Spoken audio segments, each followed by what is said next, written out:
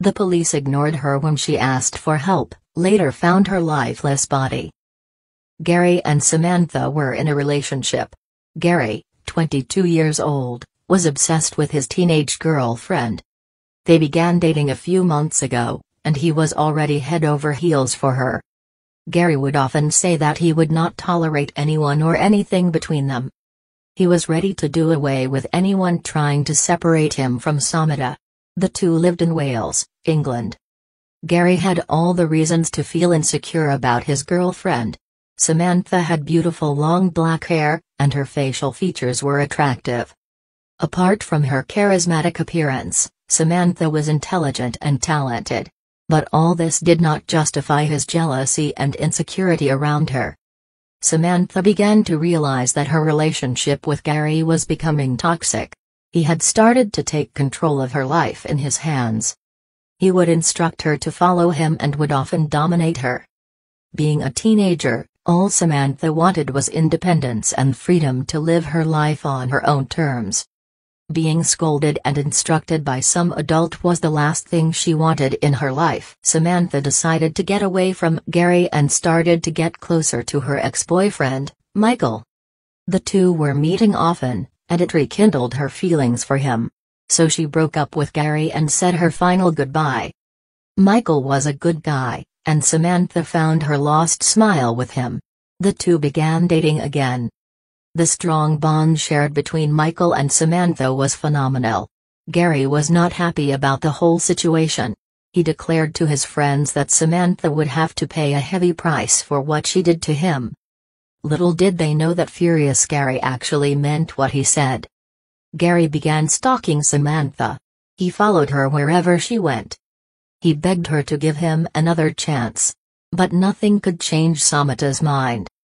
She did not want to get into the black hole again, so she started ignoring Gary. Everywhere Samantha went, she would find Gary around. Be it while shopping or spending time with Michael in some cafe. One day she was cleaning her bike when she saw a tracking device attached. It answered how Gary was able to follow her wherever she went. Samantha immediately reached out to the cops and filed a report. But her complaint was not taken seriously. Gary was now troubling her over calls and in person. She again reached out to the cops to report Gary's pestering behavior. Unfortunately, the tables turned on her, and instead of charging Gary, the cops made Samantha pay for wasting their time. Gary continued stalking and threatening her to take her life for several months.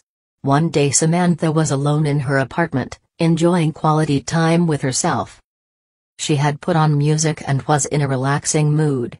Little did she know that Gary would take this opportunity to turn his warning into reality. Gary crept into her house, leapt on Samantha and tried to misbehave with her. She did not have time to react to his surprise ambush.